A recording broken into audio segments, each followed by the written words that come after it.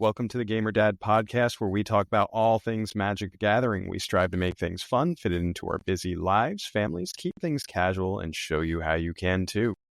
I'm Gamer Dad Bob, a nearly 30-year Magic the Gathering veteran who has played formats from Legacy to Standard to Commander. And I am very proud to say I still love Standard. I'm an IT manager, lover of sports, role-playing games, and father of one very active 4-year-old who told me just this week, while watching me play Arena, that I've mastered this game, Dad. So there you have it. He's better than I am already. And I'm Jesse Hoagie, an MTG veteran of almost 30 years. I'm also an IT manager. I play Arena and Commander, along with many other video games, including my latest obsession, which is Fallout 76. Nice. Did the Fallout set influence your picking that back up? Nope. The Fallout TV show did. TV show. Very nice. When it first came out, before there was NPCs, because when it first came out, it was just like robots, not actual like NPCs, and it was horrid. It was terrible. It was 2018. That was a long time ago. It sure feels like that was a long time ago. Back to that whole pandemic and erasing time sort of thing for us. Anyway, we're getting off track here. This month's episode is called Standard in This Economy. In this month's episode, we're going to explore the Standard metagame, mostly Magic the Gathering Arena, but we're also going to talk about a bit in-person Standard, the super recent, as in today, banning of Leyline, and in Best of One in Arena Standard. We're going to talk a little bit about our own proposed ban list, something that we feel would balance the format a little bit better. And a little bit about the future of Standard with Magic the Gathering Foundations, that new quote-unquote core set that I don't even know what we're calling it at this point. It's a foundational set. And we don't have a lot to go on with that. There's a fair amount of spoilers out there, but there's only like 8 or 9 cards. So we can kind of talk about that too. So let's dive in. And I want to start here, Jesse, as you and I have been talking a little bit this week in particular about Standard and how we wanted Leyline banned. What makes a Standard format healthy?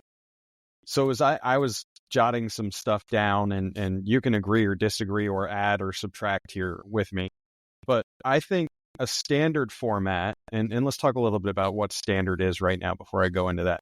Standard right now is the last 3 years worth of Magic the Gathering sets up until September, right? So we just had a little bit of a rotation out of the 4-year-old sets, which, God, they were hanging around forever. So diverse deck building opportunities and a wide variety of archetypes. Opportunities to feel like you've played a game of Magic the Gathering. I think along the archetypes thing, a healthy rock, paper, scissors feel to the format, right? Aggro typically beats control. Mid-range beats aggro, control beats mid-range, and then you've got combo decks somewhere in there. A wide variety of cards and abilities on creatures, enchantments, you name it. I think something that's not talked a lot about is the accessibility of cards and archetypes, right? Is it back when we were playing during Shards of Alara, the Super Friends deck that was like, what was that, like $600 to play Standard? Something like that? The cost of entry to play Standard, whether it's online in Arena or in paper Magic. Do you feel like those are all good keystones of a healthy Standard format? All except the last two, because cost of entry and the accessibility is out the window when Shieldred is $100. So, like, I feel like with the rotation, making it 3 years instead of 2, they made the more expensive cards still relevant and to keep their price. Okay. So I don't think cost of entry is there anymore. I think it's way too expensive. But what I'm saying is a healthy Standard format should have a good cost of entry, good accessibility to cards. Yep. And then some people will argue that it does because mono red is very popular and very strong, and it's very very cheap. Yep. So what do we have currently as we go through this, right? Do we check all of these boxes? And I think yes, to an extent. But I do want to elaborate on a few of our points that we have here. And I think a lot of the problem that we're seeing is there's too much diversity. Jesse, you sent me the link on Untapped today of all of the archetypes, right? And there's 3 tier A archetypes, and they're all aggro. Okay, it's Arena. It's one. Best of one. Yeah. Okay, fine. But then you went, I went in, I was looking at tier B and C. There's like 30 archetypes that are viable for standard play right now. And that just blew my mind. I truly wasn't paying enough attention to that. And that was something very interesting. And is there too much diversity right now as you're playing? You don't know exactly what you're going to expect across the table from you. And what was the stat you gave me about it probably being aggro? It was the top three, two of those decks, Boros Auras and Mono Red, even though it says Rakdos aggro, it's really Mono Red because they have Stellasaur Sword in there. Mm-hmm. Counted for over 500,000 games. Yeah. And that was, my quick math was over 50% of all the games played. Of all those archetypes, 50% were either Boros Auras, which is aggro, let's be honest, because they Earth Fire Hero, or Rakdos aggro. That's just crazy. So 1 out of 2 games you're facing these hyper aggressive decks. Okay. So another thing that I think is a big problem with this 3-year rotation that you talked about and the current standard format is there are too many cards that do the same thing. And I think we touched on this on an earlier podcast, but I want to elaborate a little bit. So I did some digging in Scryfall. So let's talk in particular about the elephant in the room, mono red aggro. And just for one example I pulled out of Scryfall was target creature gets was the keywords that I was looking for. Okay, what is that? So target creature gets +1/+0. Target creature gets +2/+2. Target creature gets +2/+0. Any of those target creature gets spells for 1 single red mana at an instant speed. How many of those cards do you think exist in the format that are standard legal today? Because I didn't look this up, I would say 15. Really close, Jesse. 11. Cooks. You have 11 choices of a single red instant spell that pumps your creature and does something else. And that's just red. That's not including white or green. I did not include those others, right? I just specifically pulled red, single red pip, instant speed. We have cards like Turn Inside Out and Violent Urge, Monstrous Rage, Might of the Meek, Dreadmaw's Ire, Felonious Rage. How many of those have we seen in standard? I don't know. Like all of them are making their way into these decks in some form of or another. Like all of them, yes. So I did a little bit more digging because I wanted to see something for funsies. How many cards do you think include target creature gains hexproof that are between 1 and 2 mana? Across just red? All colors. All colors. Man, I would say 20. It's only 9. Only 9. But that again, instant speed, up to 2 mana can give a creature indestructible or hexproof. That hexproof. Okay. So I have Fleeting Reflection. That doesn't see any play. Gaia's Gift does see play. Lauren's Escape sees play. Royal Treatment has crept into a couple decks. Shore Up, major player in mono blue. Snakeskin Veil, major player in green decks. Tyvar Stand, major player in green decks. You have just 2 cards for 1 mana, 3 if you count Royal Treatment, that protect your creature at instant speed for 1 mana. It's a little crazy. Okay, one more experiment here I wanted to pull. How many cards that are 1 red pip, instant speed, that can do 2 damage to any target? That's legal and standard right now? Yeah. 1. Yes. It's Shock. Yep. Okay. But there are other cards that do that to a lesser extent for 1 pip at instant speed, like Torch the Tower, like Hexgold Slash, like Dreadmaw's Ire. I swear I can talk. It's late. You know, these sort of things all exist. It's such a low cost. It's pure value with all of these other words and abilities tacked on. So like, even if we just... Power is Exile. Yes. Which is huge. Even if we look at just Might of the Meek, right? This little innocent 1 red spell, and it says target creature gains trample until end of turn. It also gets +1/+0 until end of turn if you control a mouse. And for a single red mana, you draw a card. Blue doesn't even get that value sometimes.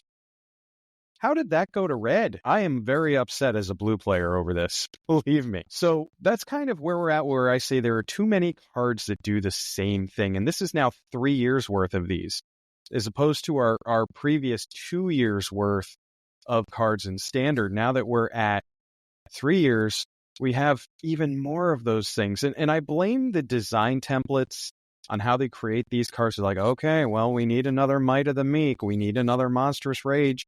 Look at Turn Inside Out. We need a Monstrous Rage card for Duskborn. Okay, let's do this and Manifest Dread, the keyword from this set, if the creature dies. It's lazy design. It's very lazy design. Now, I think some would argue that there's not a lot of room for innovation at this point in Magic the Gathering. And I'd love to say I have a solution for you there. I just don't. Maybe just don't print that card. Think of something else. I think the solution going forward is going to be Foundations. Okay. But we'll see what happens in a month or whatever it is. Yeah, and we will touch on Foundations a little bit later in the podcast. How about this one, Jesse? Going back to your 50%, there are so many matchups now that are just, it's all aggro. And with these fast aggro decks, our buddy MTG Malone even posted about Leyline, right? You play a tap land turn one. About it. He changed his Twitter name to Leyline of Resonance. Yeah, I mean, you on the draw play a tap land could just be dead. You don't even get to play. You play tap land pass, and the match is over. That's not playing a game. They have designed a format, and thankfully banned it in best of one, that allowed that kind of behavior. It was crazy. And one last thing that I have a very big issue with Standard, and maybe this is old man yells at cloud me here. Magic the Gathering Arena is what I'm going to call a wild card due to the shuffler that we all know and love and complain about incessantly. All of us do in our Discord. But when you're building these decks in Arena and you want to win in a best of one format, do our decks now have to have a super low mana curve and only run like 20, 21 lands in order to be successful? Like, do I need my deck to function turn 3, turn 4, turn 5 on only 2 or 3 lands? I'm inclined to say the answer is yes, and that's why we're seeing so many aggro decks out there. And if you do that and make your deck that way, you will flood. You'll still flood. 20 lands. Ask Malone, they'll flood. And you still find a way to flood. So is the current Standard format healthy? No. God, no. I don't think it is either. Best of 3 is a lot better. I mean, you can tell by a lot of stuff going that way. You get how much happier Malone is when he's playing best of 3. I find it myself. I'm much happier playing best of 3. Best of 1, not healthy, and I argue that banning Leyline of Resonance is going to make it even less healthy. And you talked about this today, so I would like to explore that and elaborate a little bit. I think you made some valid points. I want to see if I can come up with any counterpoints on the spot. So this isn't just mine. This is a lot of people talking that I'm looking at. Is you have Leyline of Resonance, you got people mulliganing aggressively to get it, to try to pull the cheesy 2-turn kill thing. They build their decks in a way to have 4 of those in there, and it takes 4 other spots away, and it takes a whole other aspect away. Now it's not banned, so people are going to keep different hands, and they're going to build more of those direct one-cost stuff out of there. But the issue with these decks was not Leyline of Resonance. That was a cheesy 10% of the time you're going to get a turn kill. The issue is Sellsword. The issue is those, I'm going to attack you. I'm going to pump them to 8.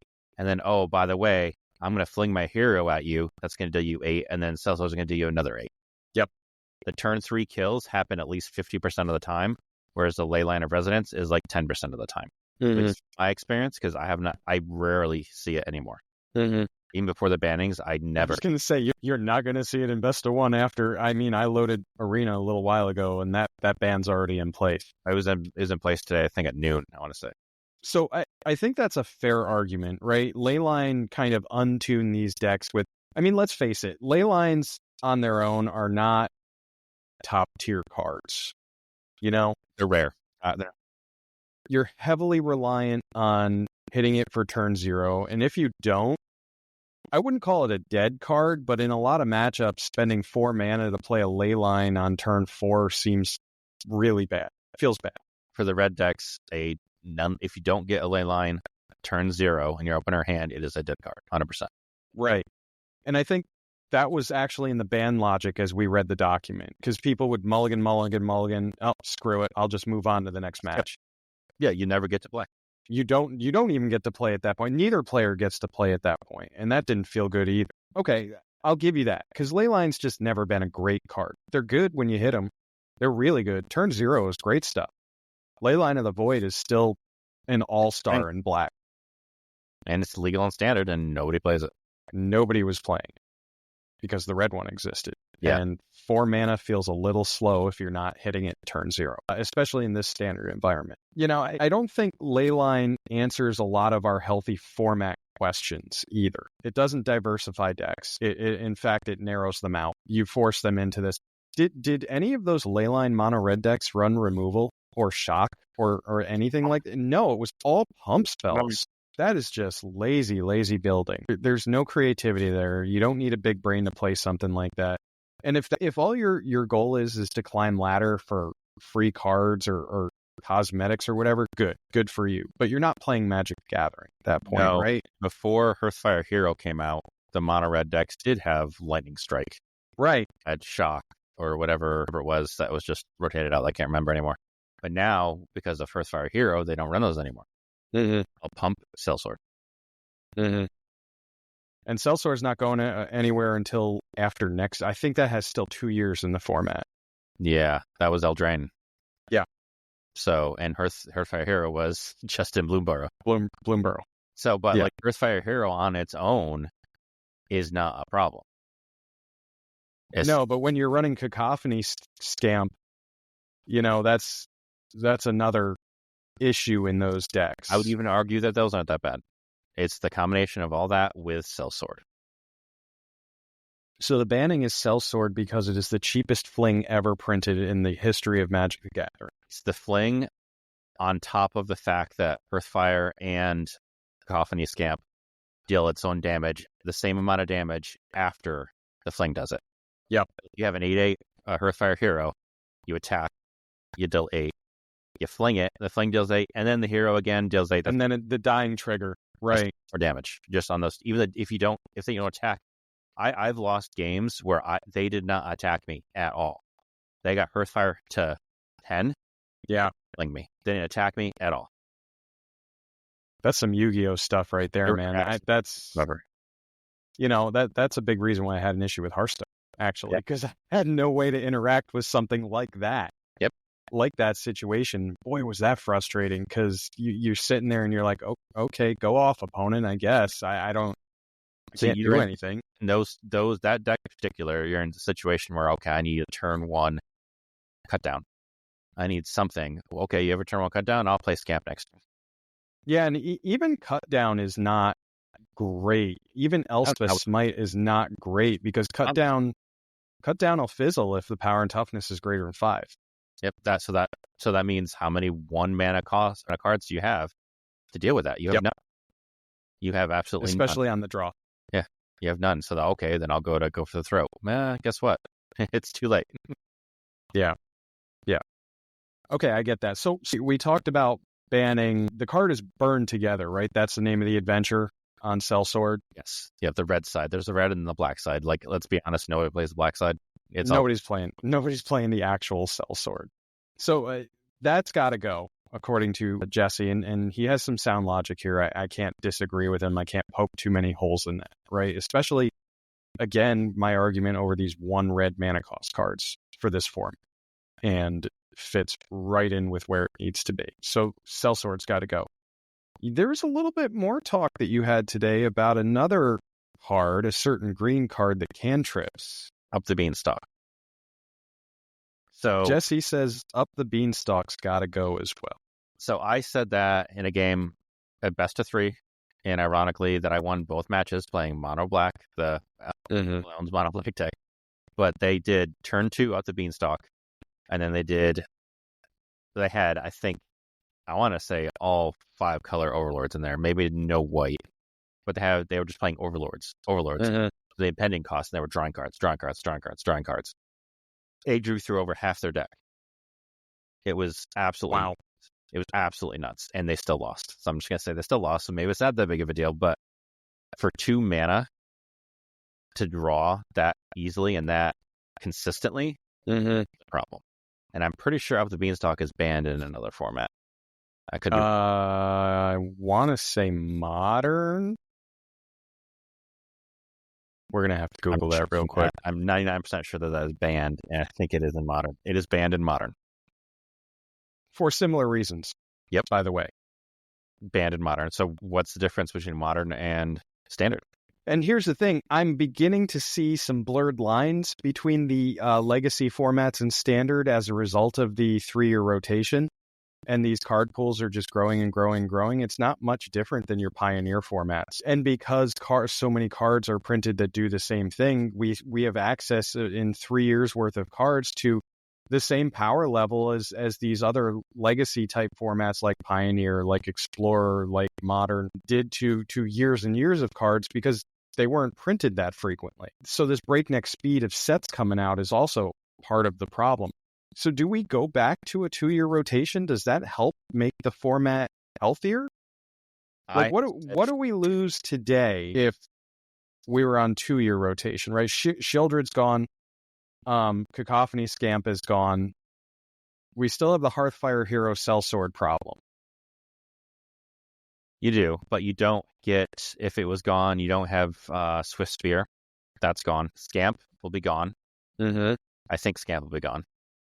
Yeah. I think there's other spells out there. The lands. I mean, Black Monstrous Rage still hangs around. Might of the Meek still hangs around. Felonious Rage still hangs around. Goes away because of Boros Auras.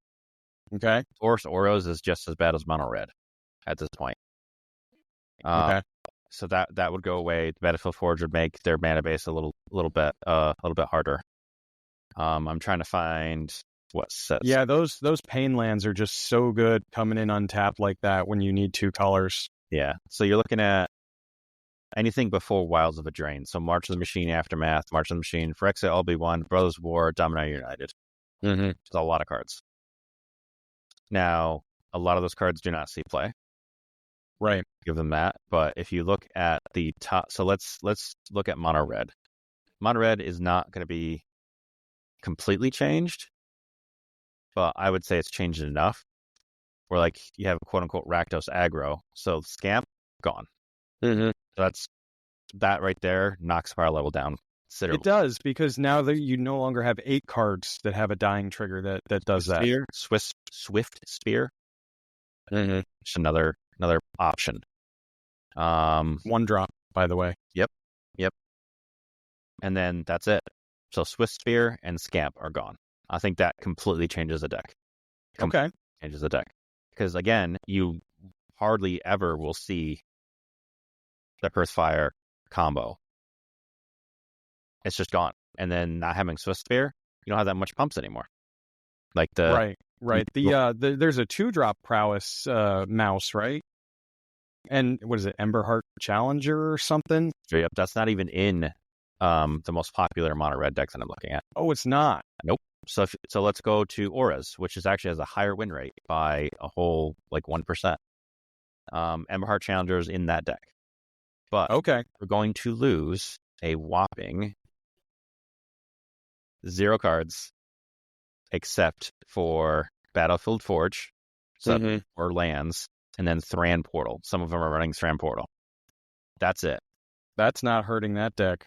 Just the mana base. You have 4, which you can change those to be, because you already have Inspiring Vantage in there. You can change those to be another comes into play tapped type land.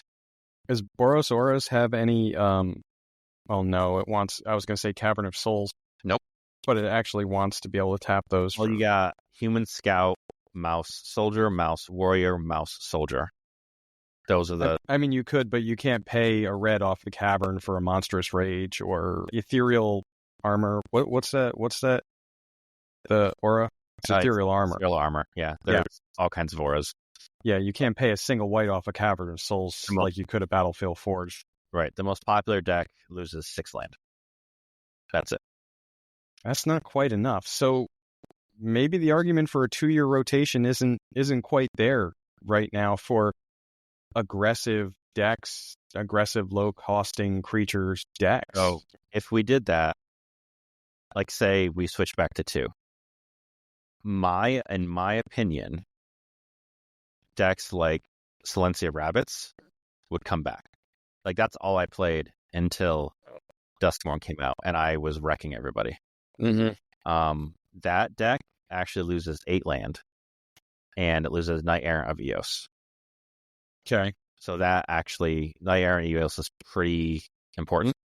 Yep. Those 8 land are just a 2-color land, so those are pretty important too. Another one that we're seeing, I don't know if you see it, is Azorius Oculus. Yeah, I still can't figure out why that deck is so good. So we lose Haughty Djinn. That's a problem for any blue deck that needs the discounts. We lose Recommission, which I don't know if I played that in my version. Yeah, they play both recursions. Magician's gone. Moment of Truth is gone. And then you got the lands. How about the Monastery Mentor versions of that? That's gone too, right? I don't even see that anywhere. Wow, this is pretty far down in the popularity list. I still really, because I see that on like every stream I watch. Don't see it.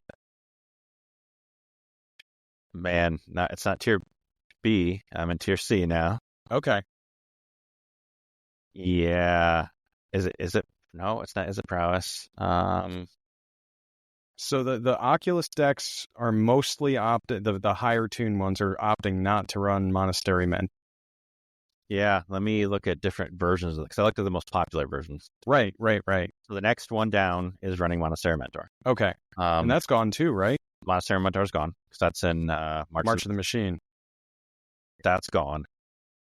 That is the only difference. Everything else is the same. Elspeth Smite is gone. Curate is gone. Apara's Dispersal is gone. Okay. That's like one of those return spells. Yep. Founding of the Third Path is gone. So yeah, that deck, the Monastery Mentor version would suffer. Okay. But I think the other ones would adapt. So basically mono red, the 1 or turn 3 kill mono red would be dead, in my opinion. Force auras would completely take over. Yep. So what's the answer to that deck then? Man, it's hard, because that one's got the what is the flying thing there? The Feather of Flight. No, it's not Feather of Flight. Shard Mage's Rescue gives hexproof. Yeah, that gives hexproof. And that's not an instant, so that wasn't even considered in my search criteria. It's flash. So it might as well be an instant. And then you have Shelter by Ghosts, which is, in my opinion, one of the best removable spells in Standard right now. That is ridiculous. I mean, that's 8 cards right there. But Shard Mage's Rescue, if you play the deck correctly, you're not going to play one of your creatures out without Rescue ready. Yep. Like, you do not play Hearthfire Hero turn 1. You just don't. At least I don't. And I win all the time with it, because I always have Shard Mage's Rescue ready to go. Yep.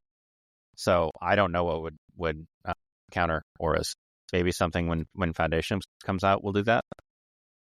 Yeah, I mean, we get Day of Judgment, but as we've already discussed, turn 4, way too late. Or it's too late. Way too late. So that'll be interesting. So how about this? Why don't we stop designing these cards that are this pushed? Is it really that important for the power creep to be there? Like, really prime example is the card that you just named, Sheltered by Ghosts. I saw that in the spoilers. I said, holy schmoly, that card is broken. Yeah, we go from, I can't remember the one that you enchant your land, your basic land. Ossification. You go from Ossification, which is what? That costs 3, right? Nope, 2. 1 in a way. But it has to be on your land. Basic land. Yep. Which a lot of cards is hard, or a lot of decks is hard.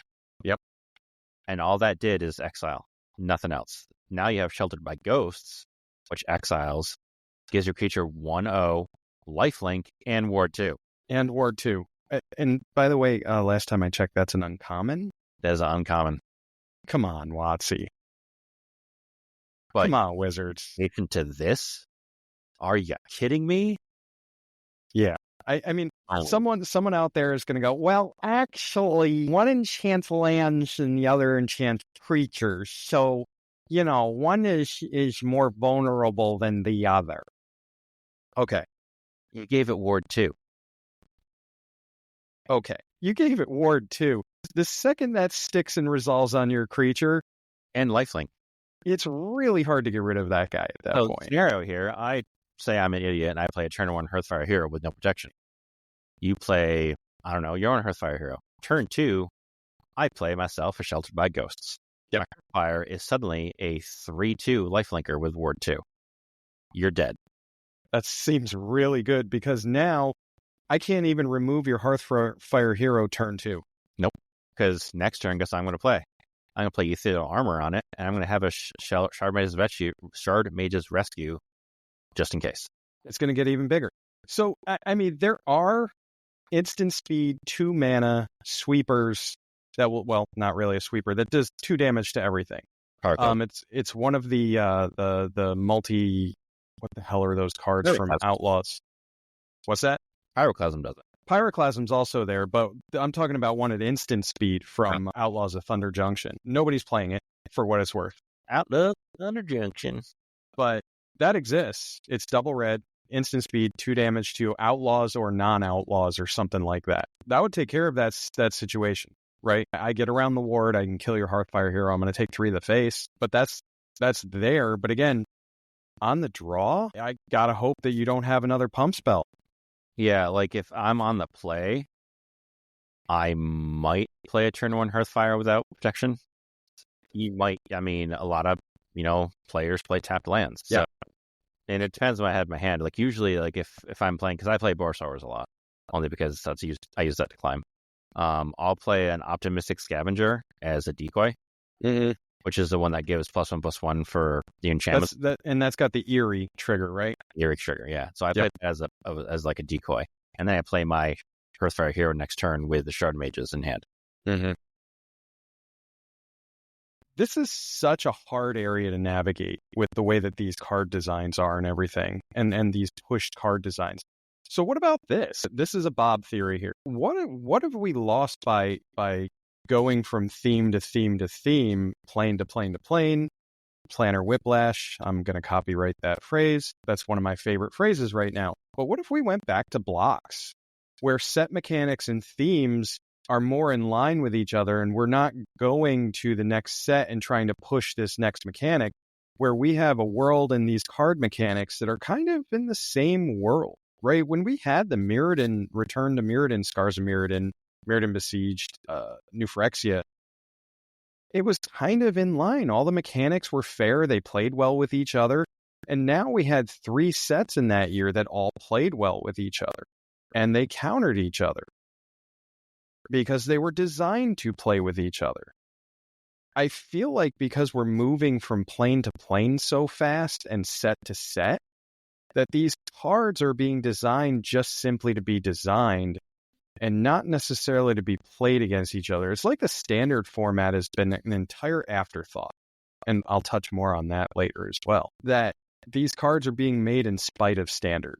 It's overpowered. I don't care. It's a great draftable set. I mean, how awesome is it? I'm drafting 2 or 3 Sheltered by Ghosts because it's an uncommon. Awesome. Go me. It feels like the standard of this format is an afterthought. We've got all of these powerful cards left and right, from Phyrexia All Will Be One to March of the Machines to Bloomburrow to Eldraine, you name it, right?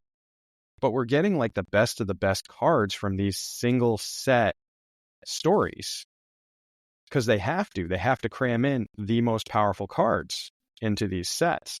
So what if we went back to blocks where these sets were more thematically on par with each other and they played well with each other? Would that drop the power level down, Jesse? I think it would, but it would stop Wizards from going back to that plane quicker. Because now, like, I can't remember when it was, but I read they're going to go back to Bloomburrow in the next couple of years.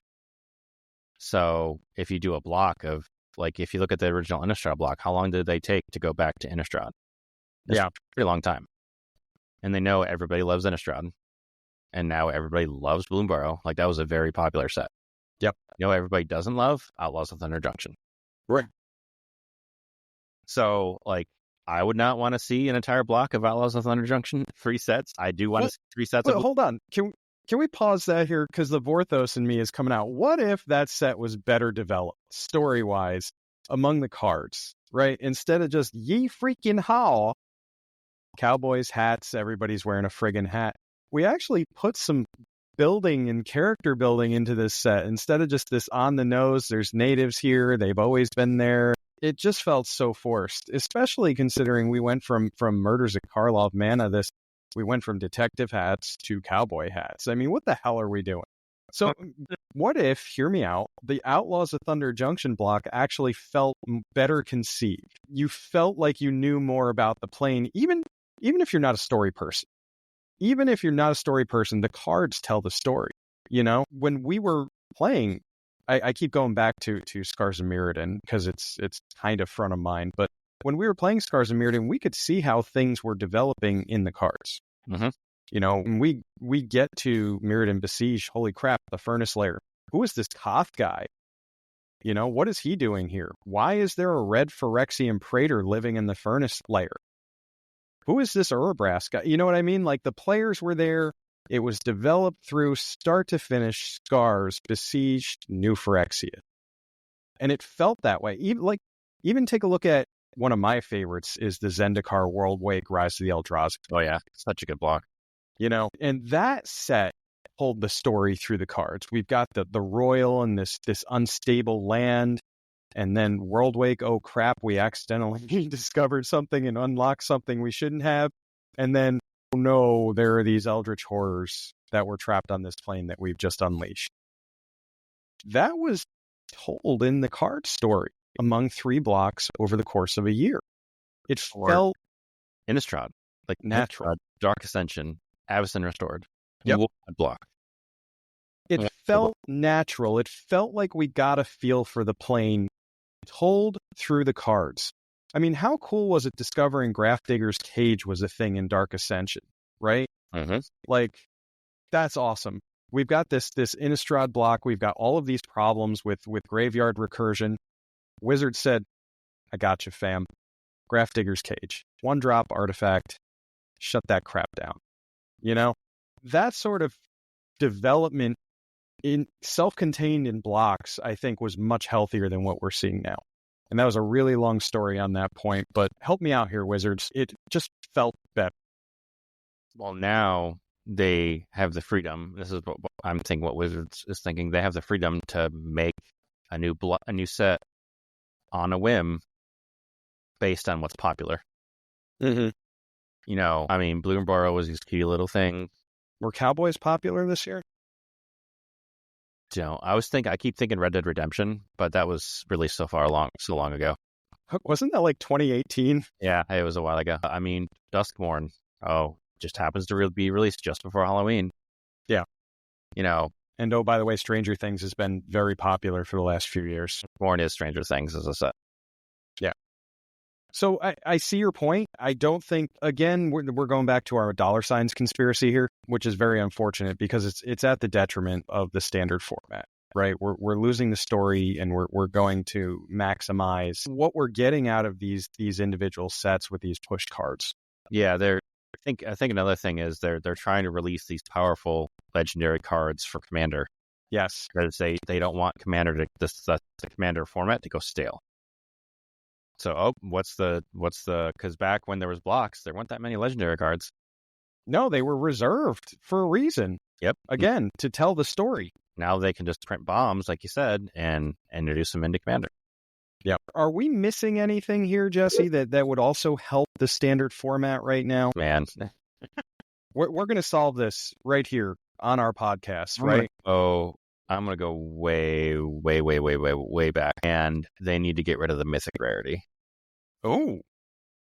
I think the beginning of a lot of monetary issues and pricing people out of formats came with the invention of the Mythic Rare. Oh my gosh, you remember those Shards of Alara Mythic Rares? Like, this is what, Lauren? No, Lorwyn was still rare. Lorwyn was still rare. It's Shards of Alara. Shards of Alara was the first Mythic Rare. I think that is where things started going astray, and that is when the $ theory started coming. Because what's better than a rare card? An even rarer card. That's right, 1 in 12 packs or something like that. So when that first came out, those Mythic Rares and Shards were a lot of money. They were. Like, before it went on sale. Look at a Johnny Vengeance was like a $20, $30 card for a very long time. Yep, and that combined with the printing or overprinting of foils. Like, talk about $, man. I mean, the overprinting of foils, I think, reversed what they were trying to do. Like, do you remember those foils, how much they were worth? Do you remember me actually blinging out my standard decks like an idiot? Yeah, like Mind Sculptor, Jason Mind Sculptor. I had 4 foil Jason Mind Sculptors when it was at its peak value. Just so listeners are aware. $300, something like that. They ended up, well, I bought them for less than that. Right. Because I got in earlier, but at one point they were worth $1,600 to $1,800 as a playset of them for me. That's nuts. And now you got whole booster packs that are all foils. Yep. Collector boosties. Oh, but still, like, even Mythic Rarity these days, like, those cards aren't worth a lot unless it's a chase card that everybody wants. What if there's another wrinkle with the Mythic Rarities that we didn't mention yet? Different versions? Different versions. But what about the explorations of Zendikar and the ultra rare cards that they were throwing in there, the Lotuses, the Candelabras? Yeah. And then when we went back to Zendikar, we had these expeditions, the full art fetch lands that were specialized. And then we went to Kaladesh with the inventions that were specialized. Even we just got out of Ixalan with the specialized mana vaults. Yep. Or not even crypts. Look at Fallout. I mean, now this is granted a secret layer. Yep. So this is completely different. But the most valuable secret layer card is the mana vault from Fallout. Yep. It goes for $1,200. $1,200. Or look at the serialized stuff from Lord of the Rings. $2,000. Yeah, that's not really helpful for the accessibility to playing. If people think that they need to have these cards, and some people do think that way. You and I don't. We're just not there anymore. We're old and angry, and we just want to play cards. I mean, right? I'll admit, I bought every single secret layer for Fallout because I am a Fallout fanatic. Yep. Not because of the card, because I love Fallout. I'm going to buy the Wolverine secret layer because I am obsessed with Wolverine. I'm gonna get them all. They're right there behind me. The Lego. Yep. Hey, we both have the Horizon Zero Dawn Tallneck behind us as well. That one was fun to put together. But yeah, I see your point, and that doesn't help the accessibility of these formats, especially as an outsider looking in, going, "Wait a minute, you telling me I gotta spend $2,000 on a single card? You crazy?" So, yeah, I think in like stuff like Shieldred, I just looked it up, $71 for the cheapest version of Shieldred. That's the normal one. I'm trying to think when we were playing standard Friday Night Magic in the early 2010s, what the most expensive card was as a single. Mine was like $20, $30. Yep. Liliana the Veil was She got up there. She got up to 75 Shieldred level. 50. Yeah. The shock lands, the fetch lands. Fetches were 20 plus. Yep. I mean, and let's be honest, entry has never been easy as far as cost of deck building for any of the sanctioned formats. And that's why Commander was so appealing until now. Because you take all of your commons, your jank, your stuff that doesn't seem to fit into a deck, and you turn it into a 100-card singleton format with a legendary creature that nobody's heard of at the helm. And you play. And you have fun. So let's talk about the differences in paper Magic versus Magic the Gathering Arena. So first and foremost, I mentioned the shuffler. I mean, I say this all the time. Yes, Jesse, I think you in particular, me even to a lesser extent, have played more games in Magic the Gathering Arena than we ever did at all of our Friday Night Magics combined. Oh, yeah. That's probably 10 times more games. That's probably a very accurate statement, right? And variance exists in Magic the Gathering. That's just a fact. There's no denying that. You shuffle cards, you draw things. I still think that shuffler algorithm, whatever they built into it, is not even close to lifelike. Because never did I, and I'm thinking back to all of my games, get clumps of land like you see in Magic Gathering Arena. You never see. I was playing Sparky tonight, and I only saw 3 different cards in my first 15 outside of lands. It just dealt me the same cards over. At one point, I had 4 Kona the Rescue Beast in my hand. I was like, what are we even doing? So this is a completely different game, but I've been playing Marvel Snap a lot lately. And there is an archetype called Hella Discard, where there's Hella is the card that is kind of the engine that returns all the discarded cards that you did to the game at the end of the game. Yep. And there's other cards that say discard your highest value card that costs the most. I've been playing Hella Discard, and I routinely will have 4 cards that cost 6 in my hand. And I have a card that makes me discard my highest one, and I'll have that in my hand. And I had it, and I'm not kidding, 10 games in a row that it hit Hella every single time. 10 where I had 3 to 4 6-cost cards, and every single time it hit Hella. So I don't think it's just a Magic issue. Okay. I think it might be because I don't play Hearthstone anymore, so I can't tell you the shuffle in Hearthstone. Right. I think it's something to do just digital, with computer generated RNG machine or whatever you want to call it. I think it's something with that. What it is, I have no idea. I don't know if they're purposely building bias into it. It sure feels like it. I mean, my conspiracy theory is that cards have weight. Yes. Whether it's a mythic rarity or a power level, it still feels like when you're drawing cards, it holds a weight value, and the shuffler decides what you're going to draw. Or like if you make, okay, I'm drawing too much land, so I'm going to swap out 1 land for this, and suddenly you draw no land. Yep. So it's definitely weighted. I mean, the matchmaking itself is weighted. Yeah, exactly. That's exactly what I was going to say. We know for a fact that certain cards hold a certain weight or value on your deck valuation. Yep. So who's to say that the shuffler's not using that same value? I guarantee it is. And if you don't think it is, then you're being delusional. I mean, I don't know. I think it's naive. I don't know how many times I've watched Malone draw 12 lands in the first 15 cards. Or something, or 7 lands in the first 10. Yep. It's absolutely insane. Yeah. Absolutely insane. So, accessibility-wise, Magic Gathering Arena is so much easier this day and age, right? I don't have to worry about a Friday Night Magic firing off. I'm sitting in front of my computer. I work from home, I being the persona of the user, right? I work from home. I can multitask and play Arena at the same time as I'm working. It's just easier to play. And I think going back to what I said about the data, we've played more games than we ever have combined at FNMs in Arena. Arena's just easier to play. And what do you want to do if you want to get free stuff? You want to climb the ladder. You want to get your dailies. You want to get your mastery. You want to get through that, and you want to get through it as fast as possible. So you're going to play these aggro decks, and it forces you to aggro decks. Yep. Whereas a Friday Night Magic, I mean, yeah, Jesse, you and I played aggro sometimes. Did we always? No, because we had a metagame to worry about. Yep.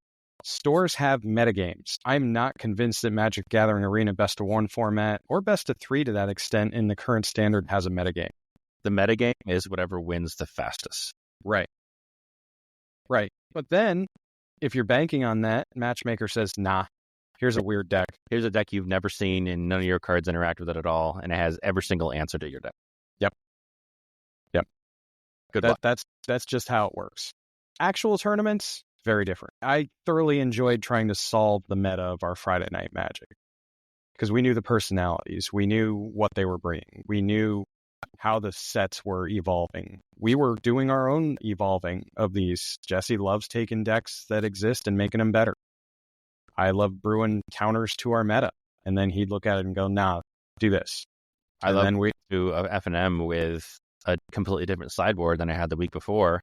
Yep. Answers to decks that people didn't expect.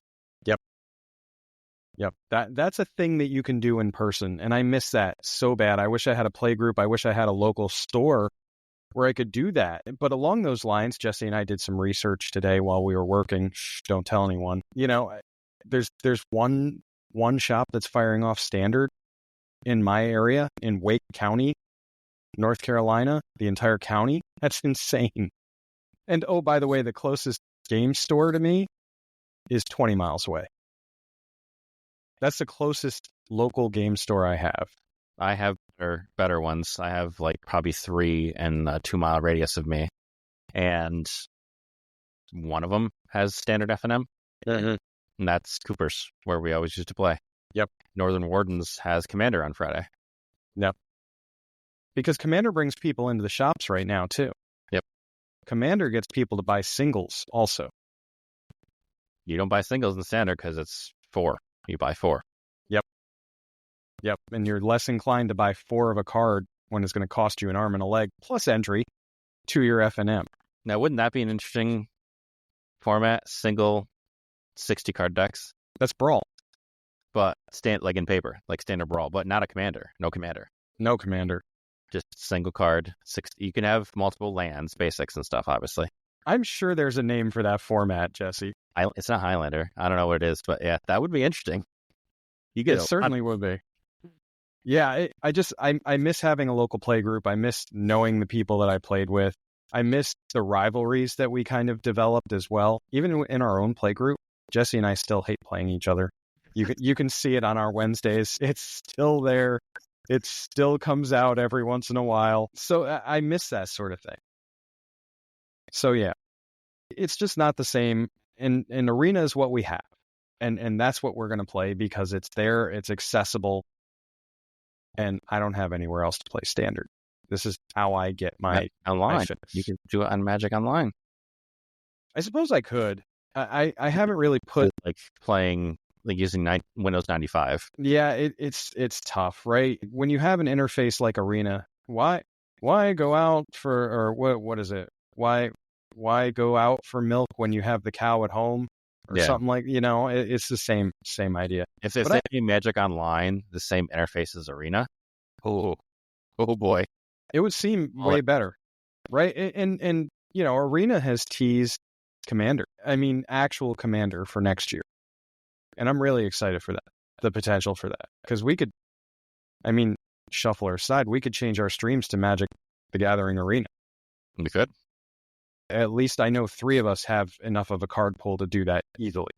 4 of us do. Joe does too. Joe plays. Andy plays. He has plenty of the card pool. So yeah, we could move right to Arena, and it would be easier in that sense. But there's still something about the paper, the cards, the physical cards. I can't flick cards. I can't do the Kibler shuffle with Magic Gathering Arena. So that real feel, it's just there for me, and I need it. So wrapping up, I do want to touch on Magic the Gathering Foundations because we're getting more and more on this set as the days go by this week as we approach MagicCon Las Vegas, where they're going to do the big reveal on a lot of cards for that set on this Friday. So what is Foundations? What is its intention? What's it going to look like? And the truth is, we don't know still. And I don't want to go making heavy assumptions on what this set is going to be. So let's talk a little bit about what we do know from what I've read. This is going to be a 5-year set in rotation. This set that they are printing in November is going to be around in standard legality for the next 5 years. So get ready for Day of Judgment for the next 5 years. Get ready for Llanowar Elves Turn 1 out of green decks for the next 5 years. In my ears? But okay. That's just me. Get ready to see Liliana Dreadhorde Generals out of those Esper and blue-black Dimir control decks, right? before Liliana's cast. And that's the thing, right? Is that the right card to be printing there? Or should they just stick with the Veil? You know, she's still playable right now. Anyway, so this is a 5-year set. They're calling it Foundations. It's meant to be a foundational set for players to jump into Magic the Gathering if they're new to it. It's going to be filled with some iconic cards. It's going to be filled with some new cards that have new effects. I mean, they made a functional reprint of Blood Artist, Jesse, the Aristocrats player in our pod rather. He's going to have another Blood Artist in his Prosh deck. Yeah. Not just Prosh. I have Prosh. I have my Edgar Markov deck, you know, a lot of those. Right. So, I mean, is this good for the format? And why now? Why did Wizards decide now that Magic Gathering Foundations needs to be a thing? Well, I went and looked, and the last Magic core set was in 2021. Okay, so we're talking 3 years ago, 3 full years ago. Yep, I think this is their, and this is just my thought, their solution to stop reprinting cards, the same cards every set. Okay. I think this is their solution. Does that solve my complaint about all of the same type of reprints? For the first couple of years, it will not, because all those cards are going to exist still. Right. So it only adds to it. But I think what's going to happen, and this is one of the points, is like, what does November look like next year? Like, right. Are you going to have Foundations every year? I don't think so. No. I think it's going to be Foundations for the first 5 years, and every November, you're going to have little mini sets added to it. Mm-hmm. So by the end of Foundations year 5, you're going to have like 100 cards added to it from the original launch. And then it will completely rotate. And then you have Foundations 2 that will have completely different cards maybe. Or maybe, I don't know. But I think they're going to add to it. That's interesting because we saw with the March of the Machine Aftermath, those mini sets went over like a lead balloon. I don't think they're done with the mini sets. I really don't think they're done with it. I think they're going to add to Foundations. They probably have, and I'm just going to throw a number, they probably have 1,000 cards they want to have in Foundations right now. Mm-hmm. They're going to release the first Foundations with 325, 330, 340, 350, whatever you want to call it. Yep. And then the second coming, or the second version of Foundations, or first edition to Foundations next year, is going to have 5 more Planeswalkers that are monocolored. So are we thinking it's going to be more like the second block, the second set of a block, like those 150, 165 card blocks? That's what I think. Okay. I hope I'm wrong, because that's more even than Aftermath, right? Aftermath was 80 cards. I thought it was 35, wasn't it? It was something absurdly low. So yeah, maybe to your point, it's going to be more like the size of a small set in a block. The middle set, going back to our referencing, the Mirrodin Besiege. Oh my God, Aftermath had 230 cards? Well, there you go.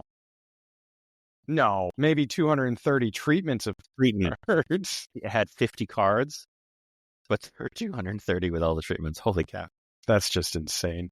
Yeah, there you go. 50 cards. So I think you might be onto something. Well, we'll see how that goes. And again, I'm going to fully reserve judgment on Foundations. My snap judgment is I'm okay with it. I'm okay with these foundational cards coming back.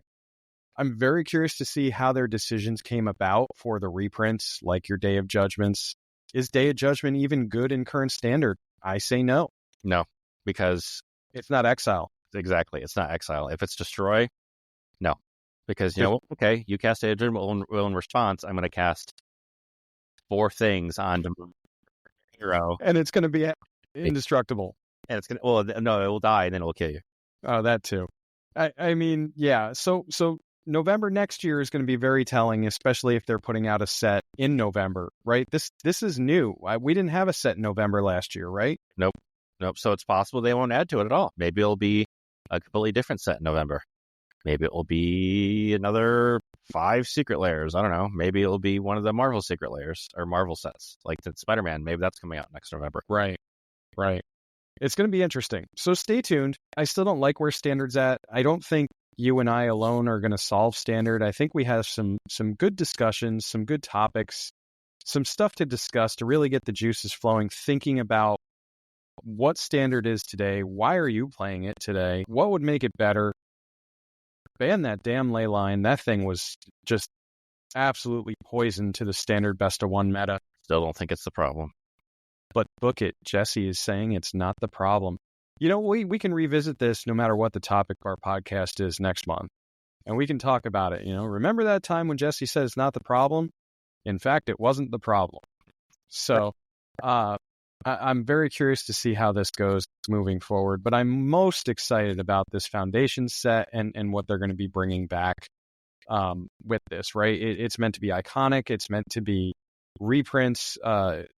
You know, what if we do see like a Damnation reprint too, just because they need to get more out there? I would love that so much.